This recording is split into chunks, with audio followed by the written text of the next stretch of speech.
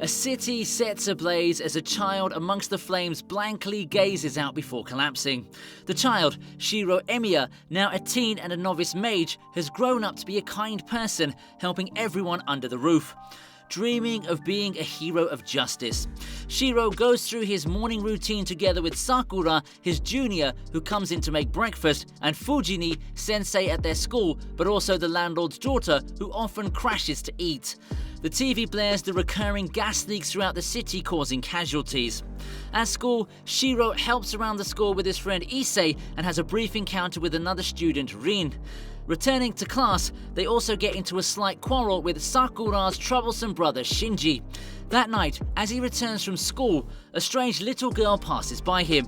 "You should summon yours or you'll die," she mutters, before vanishing behind Shiro, leaving him a bit ajar.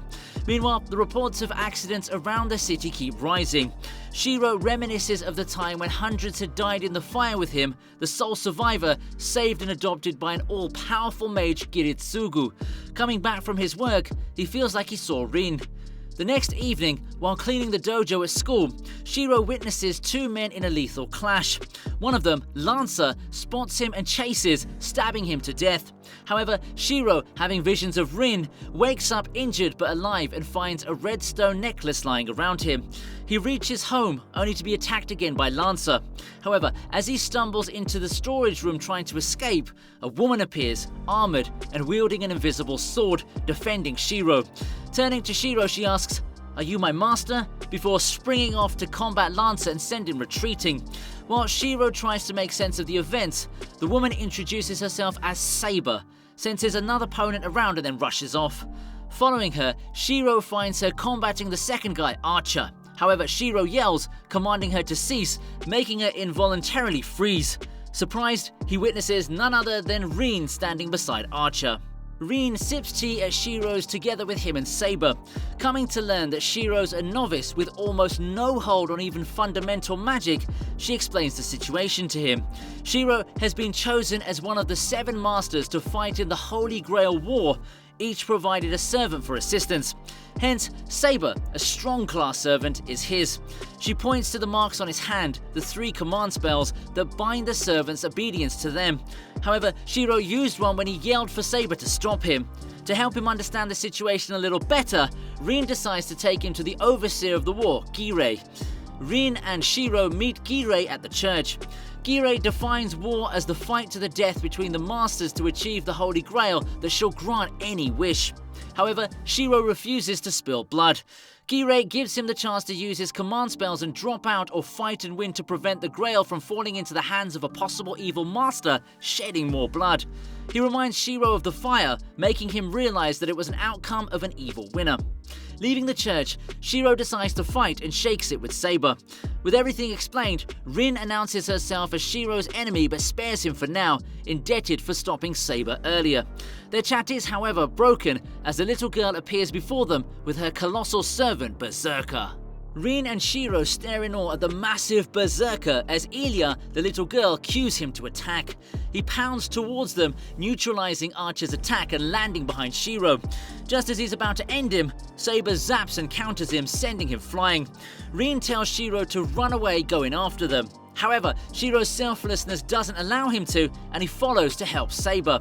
Rin encounters Ilya in the woods, distressed to discover that the little girl is far more powerful than she actually looks. She almost kills Rin. However, Archer interrupts the attack, giving her a chance to escape. Running away, Rin bumps into the disobedient Shiro and grows annoyed as they start quarreling right there. Saber has led Berserker to the cemetery, and with enough places to provide cover, she finally lands blows on him. She charges, breaking through his shield and pierces right through him. Archer realizes Berserker's regeneration ability and prepares to finish him off. Just as he shoots, Shiro appears, grabbing Saber away and saving her as Berserker goes up in a blast. But the ghastly animal once again survives. Archer's ability leaves Ilya impressed, and she pulls back with Berserker as Shiro collapses, spitting blood from the impact of the blast. Shiro wakes from a weird dream, bandaged, and gets spooked to see Rin. As she leaves, he thanks her for helping, making her a bit blushed. Shiro heads inside to find Saber resting and reserving mana, since as a novice master, he's unable to provide her enough. Saber, however, touched, asks Shiro to refrain from saving her, revealing that she wishes to win the Grail as well. She explains the classes of servants: Saber, Lancer, Archer, Rider, Caster, Assassin, and Berserker, each with a noble phantasm, their best combat technique. Just then, Shiro gets a call from Fujini asking for bento at the dojo. Shiro and Saber arrive at the dojo. As he chats with Sakura and Mitsuzuri, Saber wanders into the school and finds Kozuki-sensei. The two engage in a brief stern stare-down before Shiro arrives, apologizing. Mitsuzuri asks Shiro to consider the dojo again before he leaves with Sakura and Fujini. On their way, he informs them of Saber's stay at the house. Rin investigates inside a building and is attacked by animal skeleton familiars. Finishing them off, she finds the people inside passed out from gas. Rin and Archer soon realize that these aren't accidents, but the work of another servant, draining mana from people to strengthen herself, Caster. The next day, Shiro heads to school, leaving Saber at home. He's disturbed when he learns that Mitsuzuri went missing from the dojo yesterday. The last person seen with her was Shinji. As the school announcements ring through the grounds, asking students to be safe, Shiro comes across Rin. She's finally resolved to make her attack. Rin zaps towards him, attacking as he desperately runs to save himself. They chase each other through the school like chickens before Shiro gains confidence and turns ready to fight head-on. But before they can clash, a scream interrupts them. Outside, they find a teacher collapsed and drained of mana. Suddenly, Shiro senses an oncoming attack. A bait shoots towards Rin, but Shiro blocks it, injuring his arm and saving her. He returns to the woods and finds himself facing another servant, Rider. Pulling at the bait, Rider hangs him from a tree, ready to kill. However, Rin arrives in time, saving him as Rider disappears. Tired of not being able to keep a serious fight between them, Rin takes Shiro back to her place. There she tells him that the queer occurrences and the teacher collapsing aren't accidents, but a sought-out plan. There's even a field around the school. The two then decide to form a temporary alliance. Rin's curious as to why Shiro hasn't inherited the magic crest from his father and is offended to learn that Giritsugu believed in keeping the magic secret. She reasons the magic should be passed down by mages, that it's a duty, hence calling Shiro's father a no-mage since he put fatherhood before duty. On his way home, Shiro turns around, asking Archer to not follow. Archer, materializing from thin air, praises his ability to sense hostility, reasoning that he's commanded by Rin. Shiro learns that, unlike Saber, he has no wish to achieve the Grail. He arrives home to find Fujini and Sakura happily delivering the good news of Mitsuzuri being found. At school, Shinji suspiciously taunts him about Mitsuzuri, making him enraged. However, they stop just as they're about to fight. During the break, Shiro and Rin, now in a truce, go around the school disabling the field together. Rin heads out early that day, telling Shiro to stay safe.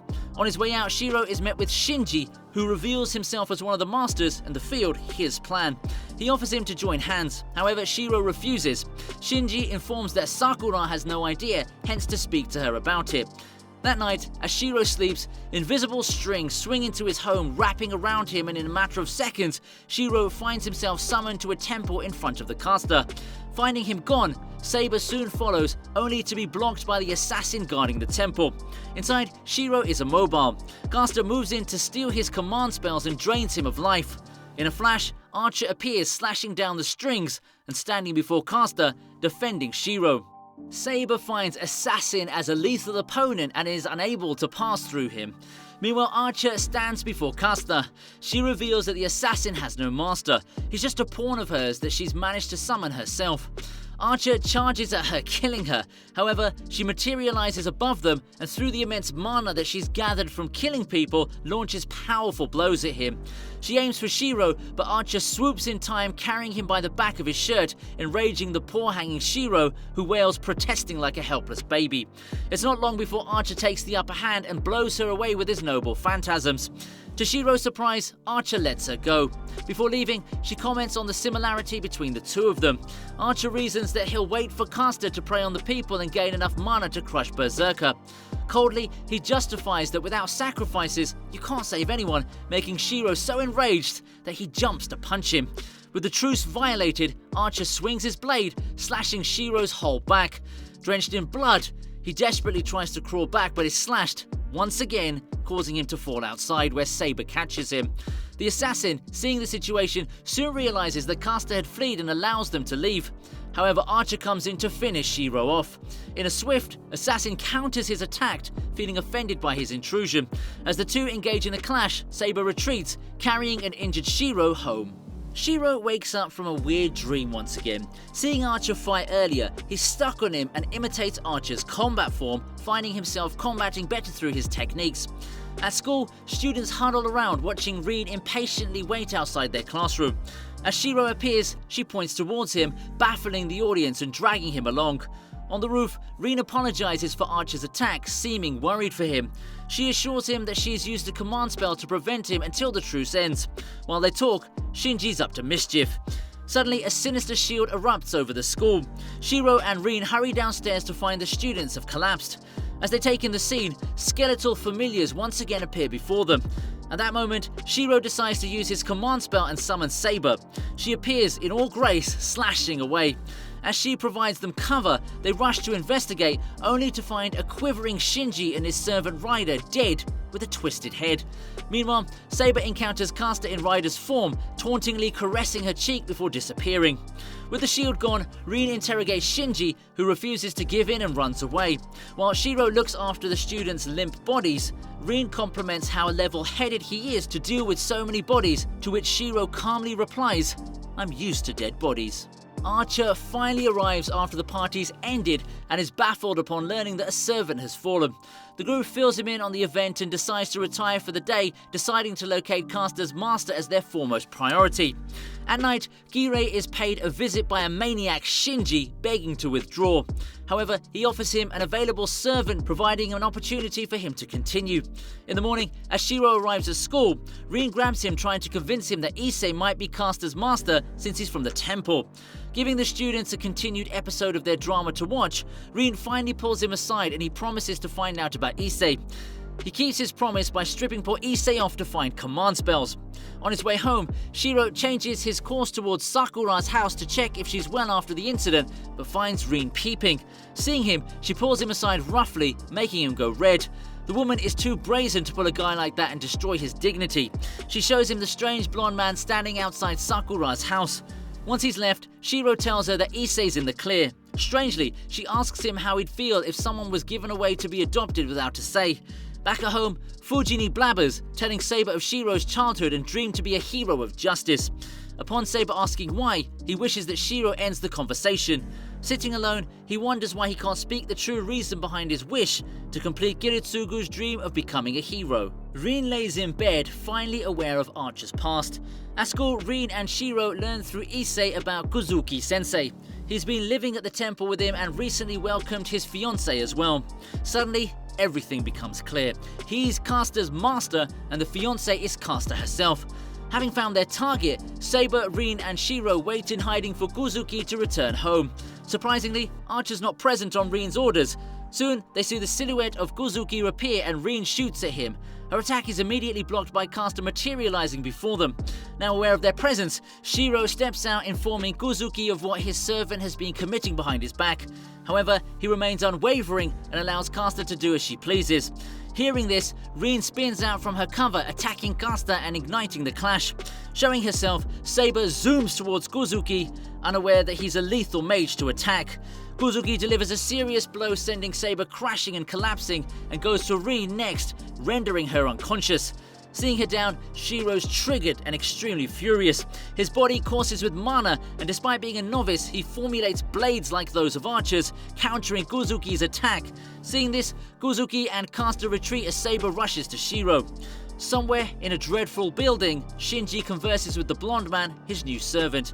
He stupidly rambles about plotting to kill other masters, however, his servant has other plans. The next day, Shiro wakes up with a heavy arm and throughout the day finds it quivering and compromised. After school, he avoids meeting up with Rin and heads straight home, only for her to appear at his door. Just as he hoped to avoid the devil arrives. They spend the day discussing the plan to face Caster and Rin, teasing Shiro. Soon, Fujini also arrives and attempts to scold Rin for being there so late, but finds herself submitting and allowing her to stay. Rin also notices Shiro struggling with his arm and helps him with the dishes. It's clear that she's grown caring for him. Later, Shiro finds Rin outside in the courtyard. She compliments the field around the house, saying that it's warm unlike hers. They strike a conversation as Rin expresses that it's fun to practice magic. However, Shiro can't relate and says that he doesn't find it fun but wants it to help others. Irritated, Rin jumps, scolding him as to why he doesn't find it fun and showering him with a series of questions, interrogating his feelings towards magic. His answers make her realize how similar he is to Archer. That night, Rin stays at his place. At night, as Saber and Shiro discuss his arm, Archer unexpectedly pays them a visit, offering to help. Fixing his heavy arm, he informs that Shiro has finally opened his circuits, which were recently dormant, and will emerge as a better magician. Before leaving, he reveals that he went through something similar. The next day, Shiro is flabbergasted when Rin announces a date. Poor Guy grows both happy and distressed at the thought. Red and embarrassed, together with Saber, the two of them go around the city loosening up. As they sit down for a picnic, Shiro realizes that all of this is Rin's attempt to make him feel better and thanks her for staying, making her blush to her ear. On their way back, Saber senses something odd, and suddenly the bus has collapsed into a magical field. They crawled out to find Caster. To Shiro's horror, she holds an unconscious Fujini, threatening to harm her if Shiro doesn't give up his command spells.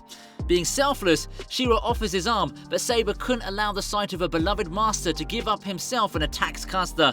However, Caster whips out her noble phantasms and stabs Saber right in the chest, making both her and Shiro wince in pain as his command spells get transferred to her hand.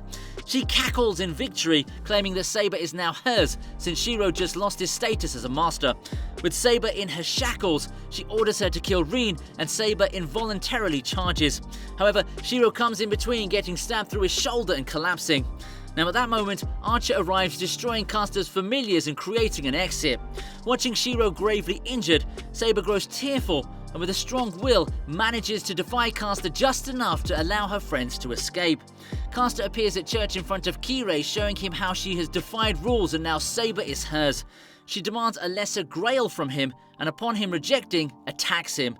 From a distance, Lancer watches as Kirei battles Caster's familiars. Meanwhile, Shiro wakes up at Rin's and finds a familiar red stone necklace, realizing that it was Rin that saved his life the first time. He stumbles out in the city and finds her atop a building. However, Rin coldly replies that he's no longer a master or useful. Leaving Shiro behind, she flies out with Archer. Her last words to him are to stay away from war or die. Stumbling home, bleeding, Shiro thinks over his dream to be a champion of justice.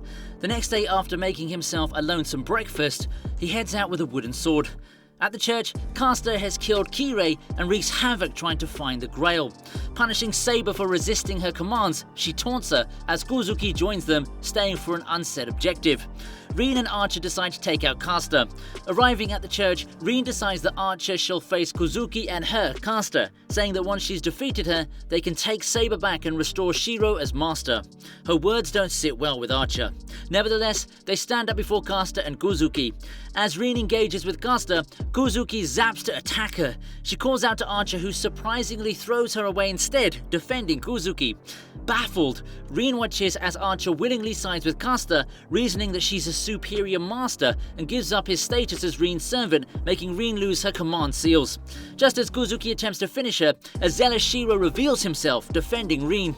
His mana surges, allowing him to formulate the Archer blades again and protect her before crumpling.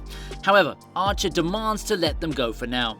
The two ex-masters sit back to back as Rin weeps. She asks Shiro why he returned for her and grows extremely blushed when a straightforward Shiro confesses his feelings for her. Resting her face against his back, she thanks him for the rescue. Someone finally broke through the stubborn heart of hers, I guess.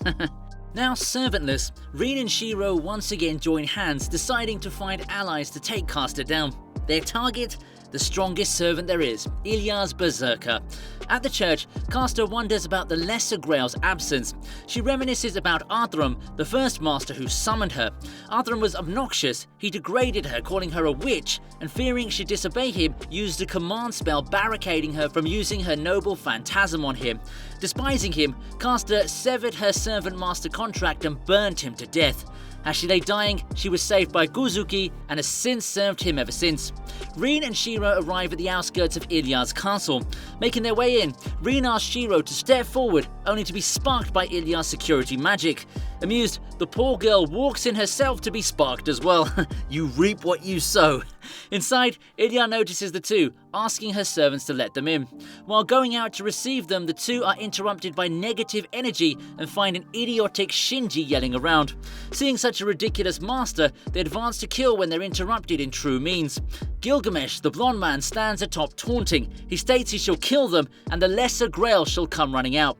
Ilya, she's the vessel for the Lesser Grail. In a swift, he mercilessly ends both of their lives as Ilya comes out. Witnessing the death of her last two beloved servants, she unleashes Berserker onto him. Rin and Shiro arrive at the foot of the castle only to witness the booming of ongoing combat. Inside, Berserker finds it challenging to face Gilgamesh and his infinite treasury of arms. Having faith in Berserker, Ilya reminisces about her past. Born as a homunculus for the sole purpose of being a vessel for the Grail, she went through the pain of losing people and being abandoned by her father, Kiritsugu himself, until she found reason in the war to live to fight Shiro, the boy Kiritsugu adopted after abandoning her. With only 2 servants left at her service in a humongous castle, she practiced her circuit and summoned Berserker. Having a muggy connection at first, Ilya soon learned Berserker's nature when he saved her from a pack of wolves and developed a bond with the colossal being. Determined to protect his master, Berserker faces the wrath of Gilgamesh and falls, once trapped in Gilgamesh's chain of heaven. With Berserker down, Gilgamesh slashes Ilya's eyes as she desperately searches for her beloved Berserker blindly. Shiro, who's now made it inside, is unable to bear an innocent being killed and desperately struggles to scream as Rin stifles his mouth, begging him to stay quiet. He breaks free, yelling, but is shot down by Gilgamesh in a second. Stabbing Ilya to death, Gilgamesh ends the most feared master-servant duo of the war. Gilgamesh rips out Ilya's heart, the Lesser Grail, as Shiro rises from the rubble, confronting him once again. Rin emerges as well, threatening to kill Shinji if Gilgamesh strikes Shiro. As Shinji orders him to kill the two, Gilgamesh refuses. His devilish self has identified Rin as a suitable vessel for the Grail. Realizing this, Shinji offers them to join hands and is met with a clear-cut refusal and hence leaves. Outside, Shiro and Rin pay their respects after burying Ilya.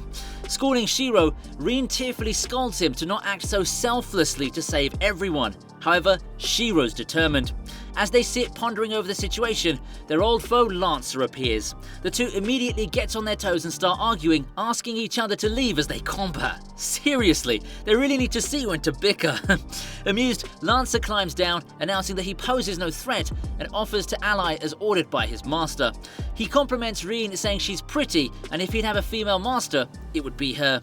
With Rin consented, he turns to Shiro for his decision, who staunchly agrees with the demand for him to not make passes on Rin.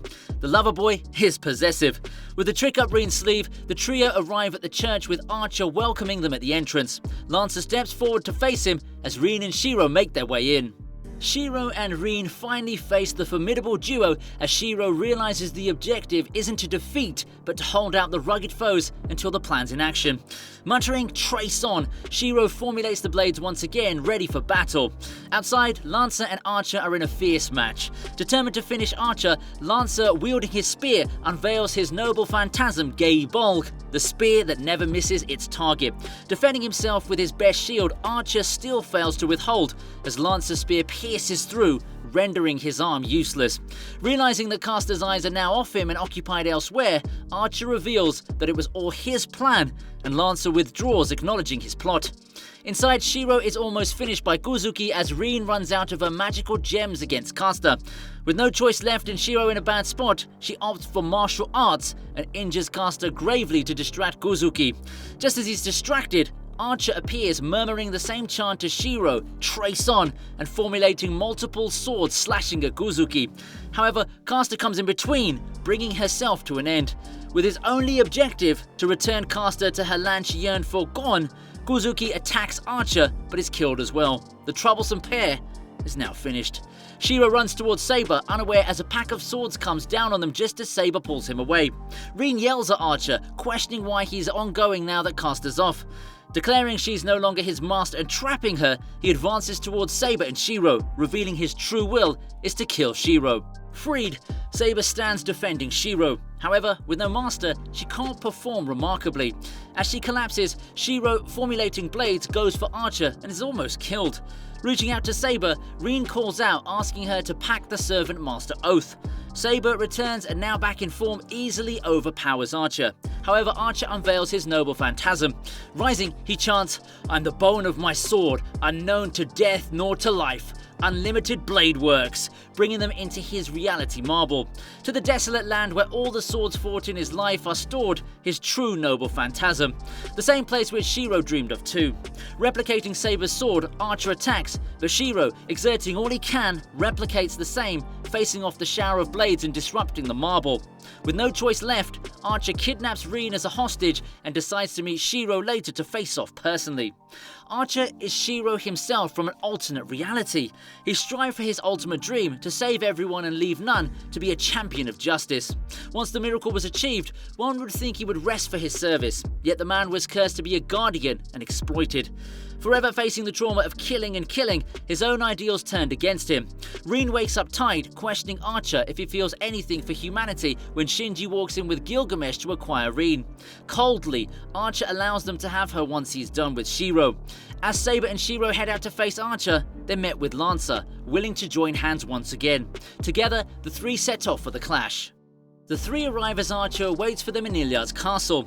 Shiro questions where Rin is and is told that she's left to Shinji. Hearing this, Lancer volunteers to look after her while Saber stays with Shiro. With Lancer gone, Archer continues explaining that there's no meaning to becoming a champion of justice. You're exploited and used, and in the end, must kill innocents to save thousands, sending many to despair. Wishing to be free from this tedious task of killing and killing, he throws a sword at Shiro, asking him to kill himself and save the world some slack. Rin, tied to the chair, is being harassed by Shinji. Just as he's about to cross the line, Lancer appears, smashing him in the face. Mr. My Pants All My Only When I'm Safe got what he deserved. About to set her free, they're interrupted by Kirei, appearing alive and well. He's disclosed to be Lancer's master. Coldly, he unveils that he'd killed Rin's father, and all this time tricked and raised her to be a proper vessel for the Grail. Making Rin curse in anger, he orders Lancer to end her. However, Lancer refuses, and without hesitation, through a command seal, Kirei orders him to kill himself. Impaled by his own spear, Lancer collapses. Shiro picks up the sword and tosses it aside, declaring he's different from Archer, since he'd never regret if he's come to become the champion of justice, unlike Archer who regretted it wholly. Asking Saber to not interrupt, Shiro formulates the blades and zaps the clash with himself from the alternate world Archer. With Lancer dead, Kirei moves towards Rin to end her as Shinji protests that she's his. However, an injured Lancer stands back up, impaling Kirei and ending his life before collapsing tidily. Shinji, delighted to have Rin back, returns to his harassment but is sent running when Lancer pokes him with his spear. Scaredy cat. Freeing Rin, he crumples for good, complaining that he wishes she was his master before burning himself to death as Rin escapes. Outside, Archer and Shiro clash with each other. Although weak, Shiro soon starts absorbing Archer's tactics and ability through hits, becoming more stable in combat. Suddenly, he sees Archer's past in an illusion. Seeing the hell he's been through, the thousands of limp bodies, he falters, allowing Archer to overpower him. Chanting once again, Archer brings Shiro back to his reality marble, claiming that his ideals to be a champion are borrowed from his determination for Kiritsugu and not his own, which makes him and his dream useless. Determined, Shiro continues to fight, but is stabbed fatally by Archer and collapses. In his dying breath, he accepts Archer's frustration, but realizes there's something missing. 10 years ago, as a kid, he'd willingly walked in the fire to save people. Although he admired Kiritsugu, it was his own wish that materialized into an ideal through Kiritsugu. Avalon, the sword that Kiritsugu left as a connection to summon Saber, awakens in him. Standing up, healed, he calls for Archer to come and fight him. Shiro battles Archer without stuttering determination, making Archer irritated. On the side, Saber watches them clash, recognizing their valid reasons while reminiscing on her own past. Shiro advances with his blades at Archer, who finally grows blinded by his metal-set determination and is eclipsed by the vision of Kiritsugu, the man he promised to take on his dream. His faltering is enough for Shiro to stab him and win the clash. However, he slightly poked him and Archer accepts defeat. From behind, Rin worriedly appears to see the two injured. However, before Archer can take his leave, he's impaled by a set of swords. Gilgamesh, who'd been watching the clash, appears and throws another batch of swords as Archer pushes Shiro to safety and takes the fatal shot. Turning to dust, he mouths Shiro to take care of Gilgamesh. As Saber confronts him, Gilgamesh reveals that he was the Archer-class servant in the previous war who'd managed to live with Kire's help. Claiming that the Grail's been corrupted, it's nothing but chaos, and he wishes to acquire it to wipe humanity and rule over those who dare make it out of hell. Aiming his sword, he prepares to strike, but is interrupted by the fire Lancer had started and leaves. Meeting with Shinji outside, he finds him, exaggerating his tiny wound. He informs that he can produce the Grail and in a swift, mercilessly deposits Ilya's heart in him. Shinji bulges and blisters in pain as his body becomes a mindless vessel of an incomplete Grail. Tending to the injuries back at Shiro's, the three decide to destroy the Grail itself if all it means is harm and chaos, forsaking their own wishes. Discussing how to go about it, they decide to let Saber handle Gilgamesh as Rin and Shiro dismantle the Grail before it takes its full form. However, with Gilgamesh's infinite armory at his disposal, they'd need an equal armory to destroy him, which means Saber would be at a disadvantage. Pondering over it, Rin realizes something before hurrying away to rest, blushed. At night, Shiro knocks on her door questioning if he did something wrong.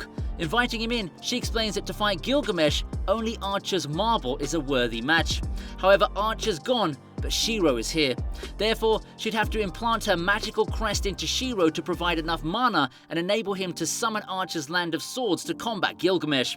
Growing blushed, she explains that the process of transplant is rather intimate, so they end up in a steamy mess. What luck, eh? The two awkwardly take their clothes off as Rin rests his palms on Shiro's bare back, transplanting her crest into him. Once done, Rin grows embarrassed, realizing that he must have seen some embarrassing memories of hers. Exiting her room, he finds Saber, who thanks him for all the memories. At Ryudo Temple, Gilgamesh plants Shinji's bludgeoned body, the Lesser Grail, opening the hole to the Greater Grail. Opening the hole to the Greater Grail, calling out to it, he asks it to spew its horrors. Climbing from the back and entering the temple, Rin and Shiro are met with the ghastly sight of the blistering lumps as the whole of the Grail spills the destructive fire causing muck. Same as 10 years ago when Shiro was saved by Kiritsugu. Realizing that it's the Grail, the two decide to pry Shinji out when they're surprisingly interrupted by Gilgamesh himself. Seeing the turn of events, Shiro tells Rin to make way into the gruesome mountain of lumps to save Shinji while he handles Gilgamesh. As per the plan, Saber rushes up the front, hoping to face Gilgamesh, but is met with the assassin guarding the front.